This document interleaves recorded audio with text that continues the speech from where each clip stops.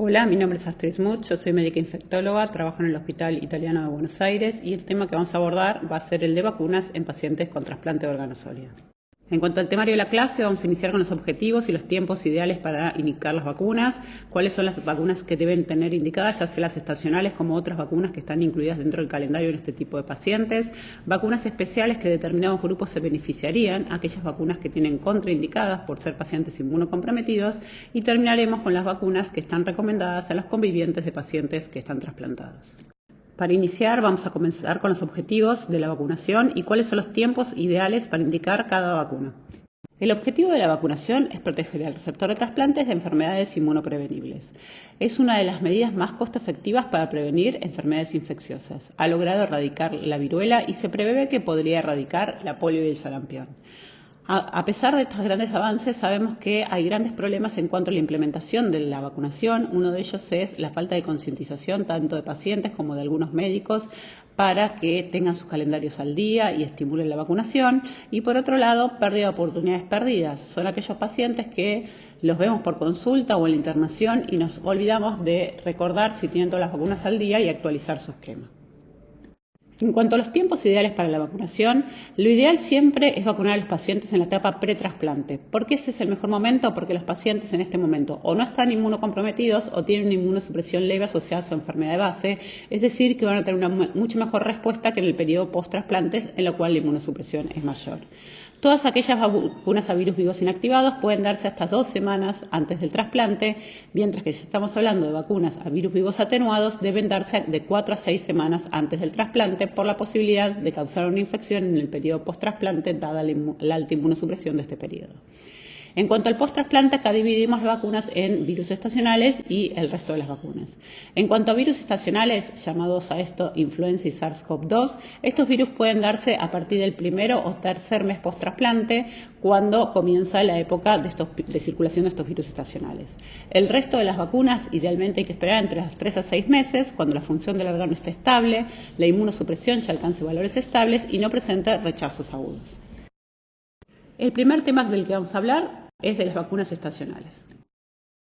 La primera vacuna de la que vamos a hablar va a ser la vacuna antigripal. Esta vacuna debe ser aplicada a todos los pacientes trasplantados, a todos los convivientes de pacientes trasplantados y, un tema no menor, a todos los médicos y personal de salud, enfermeros, kinesiólogos que se dedican a la atención de este tipo de pacientes. Esta vacuna debe darse anualmente y repetirse cada inicio de la época de influenza y como dijimos anteriormente, acuérdense que a partir del primer mes post-trasplante, si comienza la época de influenza, puede aplicarse esta vacuna. ¿Y por qué es importante esta vacuna? Porque disminuye tanto la incidencia de internación como de complicaciones, así como también la mortalidad asociada a la influenza. En cuanto a las vacunas disponibles, por un lado tenemos vacunas trivalentes que contienen 2 tipos de influenza A y una de B, y por otro las vacunas cuadrivalentes que tienen los mismos 2 serotipos de influenza A, pero suma a la influenza B un segundo serotipo. Las vacunas que tenemos disponibles tenemos vacunas trivalentes inactivadas con adyuvante, vacunas cuadrivalentes de altas dosis de antígeno, vacunas cuadrivalentes inactivadas en desarrollo de líneas celulares y vacunas de huevos embrionados tanto trivalentes como cuadrivalentes. Ahora bien, ¿hay alguna diferencia entre este tipo de vacunas en los pacientes trasplantados? Este es un estudio que se realizó en 9 centros de Suiza y de España. Todos los pacientes tenían por lo menos 3 meses desde el trasplante y se los randomizó a recibir vacuna adyuvantada, altas dosis de antígeno o vacunación estándar. Y después se los estratificó por tipo de órgano y el tiempo transcurrido desde el trasplante a la vacunación. A los 28 días post-vacunación se le midieron anticuerpos y se consideraba una respuesta positiva de la vacunación cuando los títulos aumentaban por 4 su nivel basal. ¿Y qué vio este estudio? Que la respuesta con las adyuvantadas y la de altas dosis de antígeno eran mayores que contra la vacunación estándar. Adyuvantadas 66%, altas dosis de antígeno 60%, mientras que las vacunas estándares tenían una respuesta menor al 42%. ¿Esto qué significa? Que si tenemos disponibles las vacunas adyuvantadas o altas dosis de antígenos, podrían ser superiores en cuanto a la respuesta inmunológica, pero si no tenemos estas vacunas disponibles, recordar que siempre es importante vacunar a nuestros pacientes con cualquier vacuna que tengamos disponible. La segunda vacuna de la que vamos a hablar va a ser la vacunación COVID. ¿Y por qué es importante esta vacunación? Porque sabemos que los pacientes vacunados redujeron un 89% el riesgo de hospitalización por esta enfermedad. Una diferencia que debemos tener con los pacientes no inmunocomprometidos, en los cuales el esquema primario es de 2 dosis, es que el esquema primario en este tipo de pacientes está compuesto por 3 dosis de vacuna y posterior a esto es que se hacen los refuerzos. Ahora bien, ¿cada cuánto deben hacerse estos refuerzos? Al tratarse de un grupo de inmunosuprimidos severos, los refuerzos, tanto por las recomendaciones del CDC como del Ministerio de Salud de la Argentina, deben ser cada 6 meses. Se recomienda realizarlo con vacunas ARN y, si tenemos la posibilidad, usar la vacunación contra la cepa que haya más circulación en la actualidad. En el caso de no disponer con estas vacunas, siempre es ideal vacunar con la cepa que tenemos disponible antes que dejar sin vacunación a nuestro paciente. El segundo grupo de vacunas que vamos a hablar va a ser las vacunas que están recomendadas para todos los pacientes, es decir, aquellas que idealmente deben tener indicadas y recibidas todos los pacientes que reciben un trasplante de órgano sólido. Vamos a iniciar con la vacuna antineumocóxica. Sabemos que los pacientes que han recibido un trasplante de órgano sólido tienen un riesgo relativo 13 veces mayor que la población general de padecer enfermedad neumocóxica invasiva y si la sufren tienen una mortalidad atribuible del 20%. Es por esto que el objetivo de la vacunación es controlar la enfermedad neumocóxica invasiva y disminuir la mortalidad asociada a esta patología. En cuanto a los tipos de vacuna antineumocóxica disponible, hay dos grandes grupos. Por un lado están las vacunas polisacáridas. Las vacunas polisacáridas tienen cobertura contra 23 de los serotipos que producen enfermedad invasiva, se aplica únicamente en adultos y esta tiene una respuesta T independiente. ¿Qué significa esto? Que van a tener menos memoria inmunológica, por lo cual no dejan una inmunidad a largo tiempo y requiere refuerzo su vacunación. Esto lo podemos dar en el gráfico que se ve claramente, es la línea de abajo. No elimina la aportación, por lo cual no tiene efecto rebaño. En cuanto a las vacunas conjugadas, tenemos 13, 15 y 20 valentes, es decir, contra estos serotipos, distintos serotipos, la cobertura contra enfermedad invasiva. Se puede aplicar tanto en adultos como en niños y, a diferencia de la otra vacuna, esta tiene una respuesta inmune T dependiente. ¿Esto qué significa? Que tiene memoria inmunológica, es decir, su respuesta es más duradera en el tiempo y elimina la aportación, por lo cual tiene efecto rebaño. En el gráfico de barras podemos ver cuál es la cobertura que tenemos con la vacuna conjugada 13 valente contra los serotipos productores de enfermedad invasiva neumocóxica. Vemos que para el caso, por ejemplo, de la Argentina, la protección es del 74%. Es por esto que cuando uno da una vacuna conjugada 13 se recomienda la vacunación secuencial con una polisacárida posterior, tema que vamos a hablar posteriormente. Ahora bien, las nuevas vacunas conjugadas, al aumentar los serotipos con los cuales tienen protección, suman a este porcentaje, ya el 74%, por ejemplo, para el caso de la Argentina, un 15% cuando hablamos más sobre la vacuna conjugada 15 valente, y si tomamos la vacuna conjugada 20 valente, esto suma un 30% más de cobertura a lo que ya teníamos previamente. Ahora bien, ¿cómo se cambió la vacunación luego de la incorporación de estas nuevas vacunas? Si el paciente no tiene ninguna vacuna previa contra la neumonía y está disponible, se recomienda dar la vacuna conjugada 20 valente como única vacunación. En el caso de no contar con esta vacuna, se siguen haciendo esquemas secuenciales como esquemas conjugados 13 o 15 valentes seguidos a los 2 meses de una vacuna polisacárida 23 serotipos. Si los pacientes ya han comenzado un esquema de vacunación previa para la neumonía, en el caso de recibir una conjugada 13 o una polisacárida 23 en el año previo, se recomienda esperar por lo menos 12 meses desde esa aplicación y darle una conjugada 20. Si el paciente ya recibió el esquema completo secuencial de la conjugada y luego la polisacárida y el paciente tiene menos de 60 años, lo que se recomienda es esperar un lapso de 5 años y cuando le correspondería la vacunación con la neumocóxica 23 polisacáridos, reemplazar esta por una vacuna conjugada 20. Y si el paciente ya tiene más de 60 años, no se recomienda ninguna vacuna. Ahora vamos a hablar de la vacuna doble bacteriana o triple bacteriana celular, protege contra la difteria, tétanos y tos convulsa. Se denomina que los pacientes han recibido un esquema primario de vacunación si han recibido 3 dosis de esta vacuna a lo largo de su vida, independiente del tiempo que haya transcurrido entre dosis y dosis. Posteriormente a este esquema primario se recomienda realizar refuerzos cada 10 años con una doble bacteriana celular. Idealmente, una de estos refuerzos cada 10 años en la edad adulta, una vez debe ser reemplazado por una triple bacteriana celular si no se le ha dado en ningún momento de su edad adulta.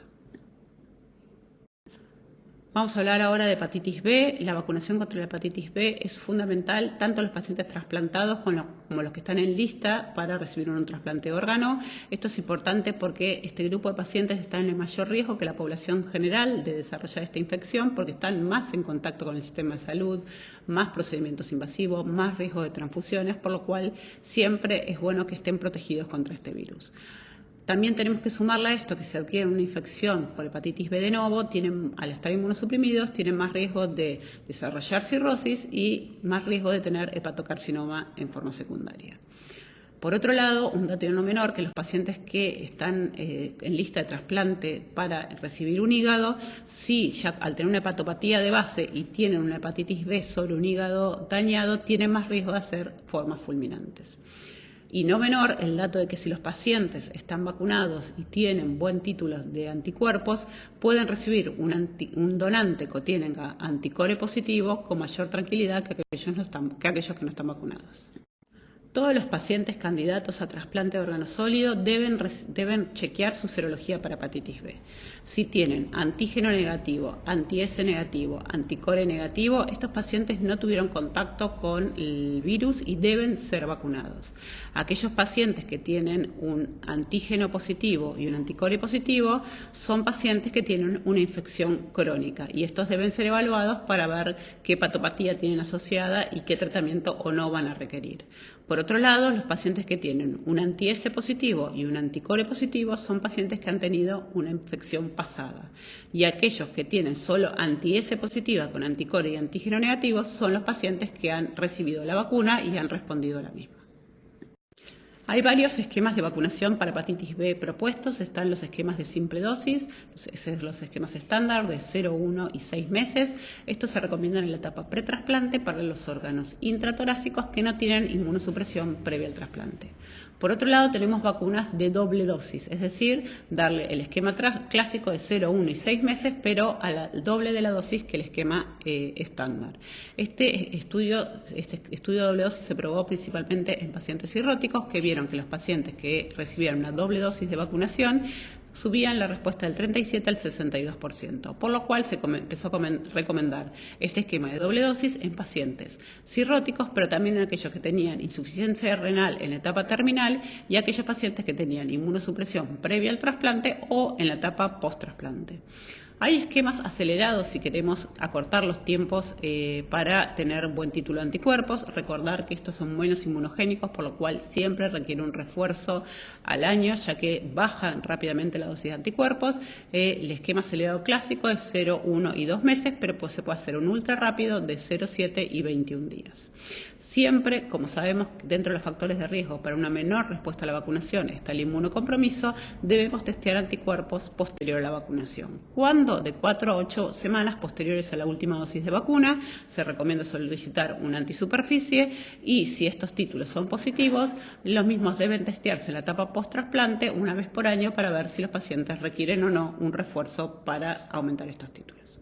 Como dijimos previamente, los pacientes inmunocomprometidos tienen menor tasa de respuesta a la vacunación, por lo cual, si los anticuerpos que testeamos son negativos, debemos hacer algo con este paciente.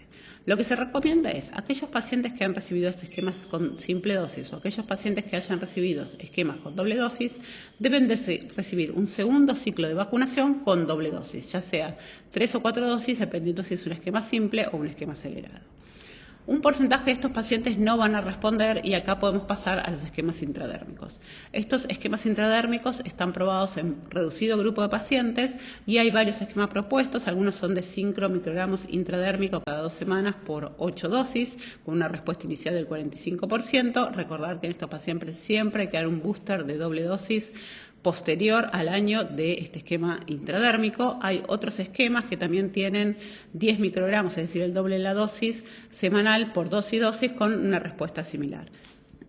En cuanto a la hepatitis A, sabemos que es un virus importante en cuanto a la falla hepática fulminante en población pediátrica. Este es el ejemplo de Argentina desde que se incorporó la vacunación obligatoria en el calendario nacional de vacunas. Ha disminuido drásticamente la causa de hepatitis A fulminante como causa del trasplante hepático.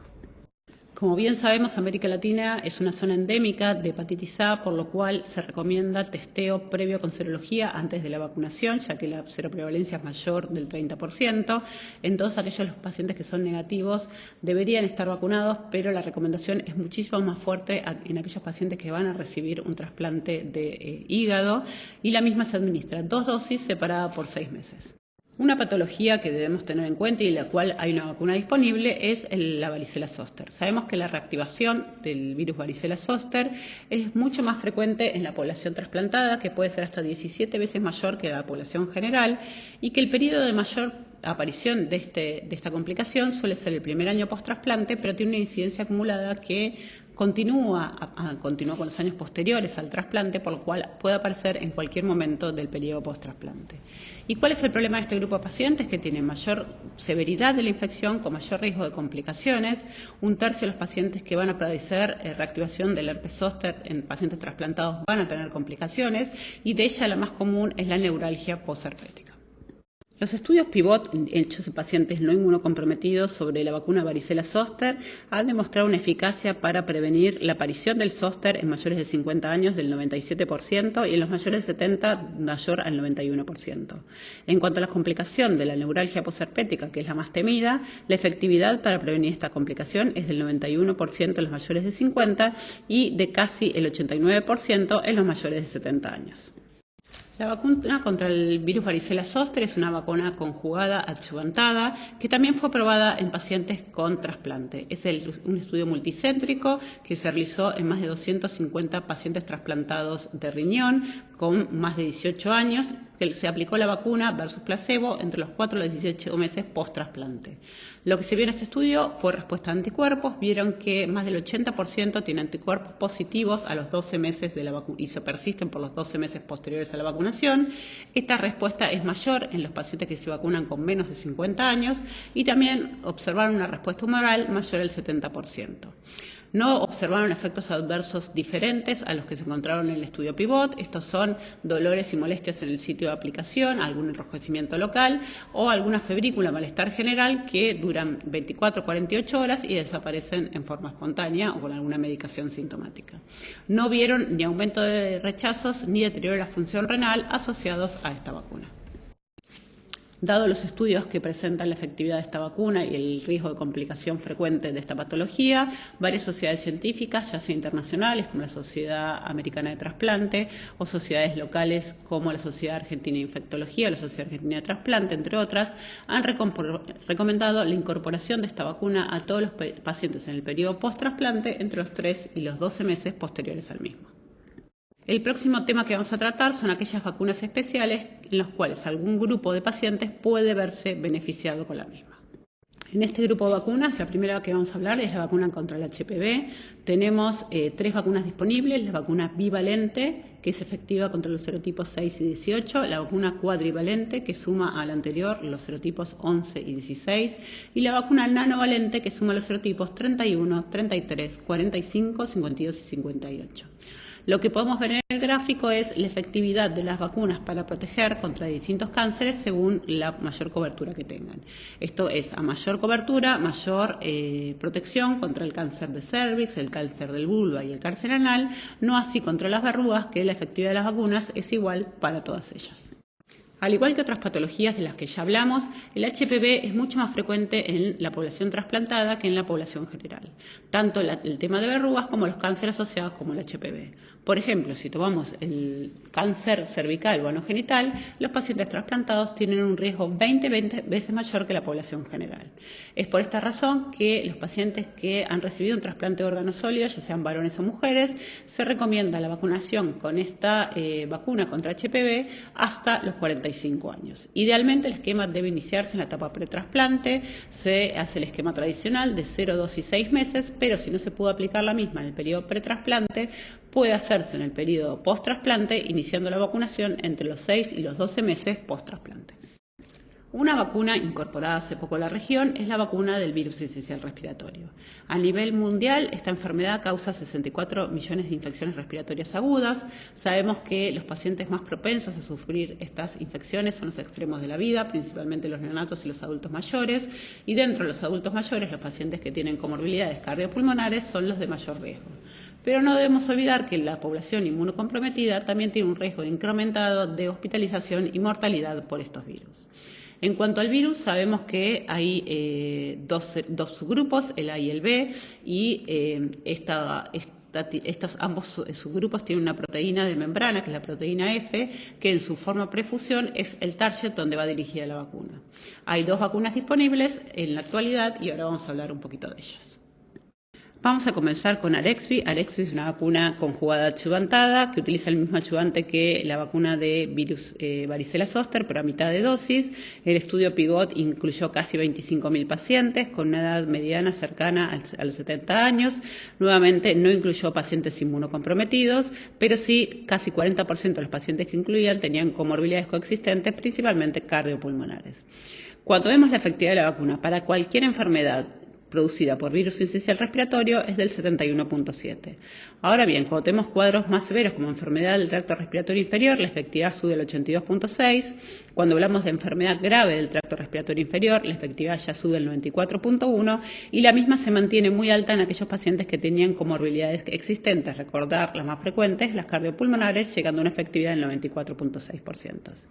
Cuando vieron la eficacia, si era similar, era igual los subtipos A y B del virus sincicial respiratorio, y los efectos adversos relacionados a la vacuna fueron más que nada locales, como dolor, molestias en el sitio de aplicación, o síntomas sistémicos como fatiga, decaimiento. Los mismos tenían una duración de 1 o 2 días con rápida restitución ad integrum.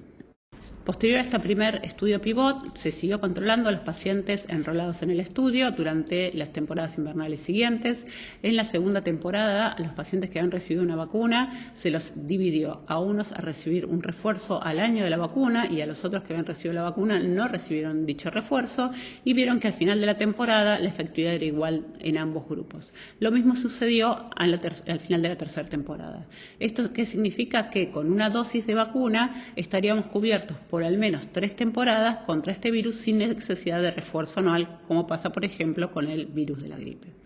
Por otro lado, se está realizando un estudio, que todavía no tenemos los datos de los resultados, que está enrolando pacientes con trasplante renal y pacientes con trasplante pulmonar mayores de 18 años, y lo que se está buscando en este estudio es evaluar inmunogenicidad y seguridad de la vacuna, y se está comparando una dosis versus 2 dosis separadas por un mes el segundo grupo, 0 y 1 mes la vacuna para virus sincicial respiratorio, para ver si es necesaria una dosis o 2 dosis en este grupo de pacientes. La otra vacuna disponible contra el virus sincicial respiratorio es Abrysvo. Esta vacuna fue probada en 2 poblaciones. Por un lado, la población embarazada, en la cual el objetivo de la vacuna es brindarle anticuerpos por vía transplacentaria para prevenir la infección respiratoria en el neonato. Y otro grupo también probada esta vacuna fue el adulto mayor. En este segundo grupo vieron que la efectividad para ver infección por virus sincicial respiratoria de cualquier tipo, la efectividad de la vacuna fue el 62.1. Cuando tomamos por lo menos 2 síntomas respiratorios, la efectividad es del 66.7, y la efectividad, si tomamos 3 o más síntomas respiratorios, es del 85.7%. También es una vacuna efectiva contra los dos subgrupos, el A y el B del virus sincicial respiratorio. También tiene poquitos efectos adversos autolimitados, al igual que la otra vacuna, y hasta la fecha no tenemos ninguna evidencia, ningún estudio que evidencie este tipo de vacuna en paciente trasplantada. Por último, para terminar con este grupo de vacunas especiales, vamos a hablar de la vacuna del meningo. La vacuna del meningo está indicada en todos aquellos receptores que tienen asplenia, ya sea funcional o anatómica, aquellos pacientes que van a viajar a zonas endémicas, recuerden África subsahariana, el cinturón de África, y principalmente en aquellos pacientes que van a recibir eculizumab. En el caso de los pacientes que reciben eculizumab, se recomienda la vacunación completa con las 2 dosis 2 semanas antes del inicio de la droga. En caso de que esto no pueda realizarse, se recomienda profilaxis antibiótica hasta completar el esquema de vacunación. Las vacunas disponibles tenemos la conjugada cuadrivalente, que incluye el meningo A, C, W, Y, y la vacuna meningocócica contra el meningo B.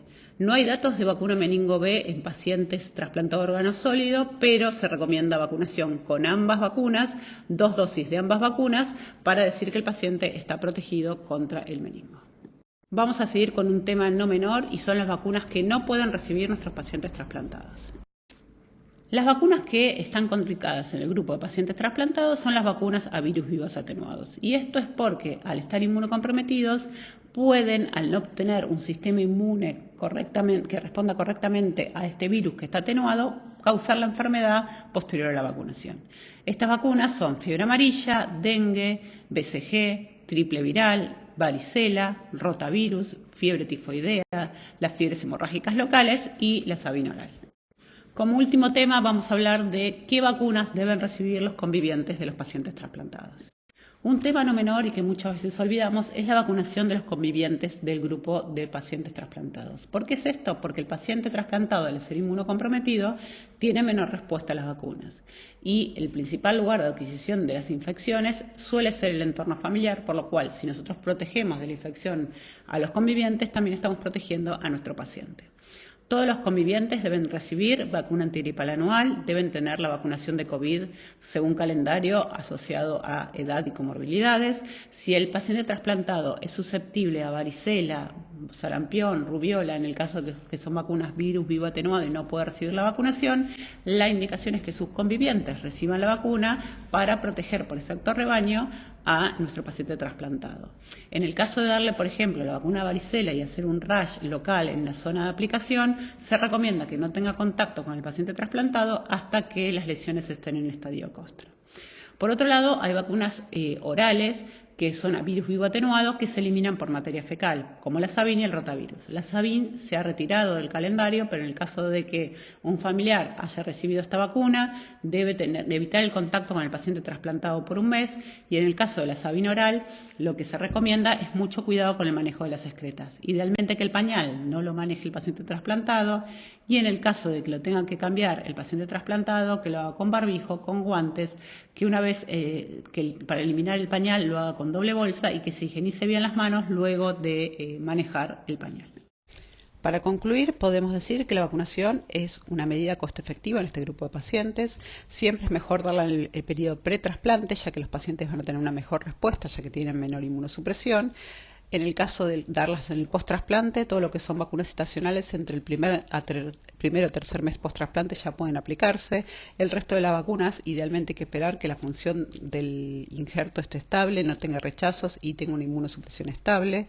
Las vacunas a virus vivo están contraindicadas en el post-trasplante y en el caso de aplicarlas en el periodo pretrasplante, recordar que por 45 días deben quedar inactivos en lista por la posibilidad de hacer una infección al recibir el trasplante y requerir el periodo de máxima inmunosupresión con la vacuna que puede tener una viremia transitoria. Y todo contacto con el paciente, ya sea en el pretrasplante, en el posttrasplante, en un control de rutina, debe ser un buen momento para chequear las vacunas y así tener a nuestros pacientes bien protegidos.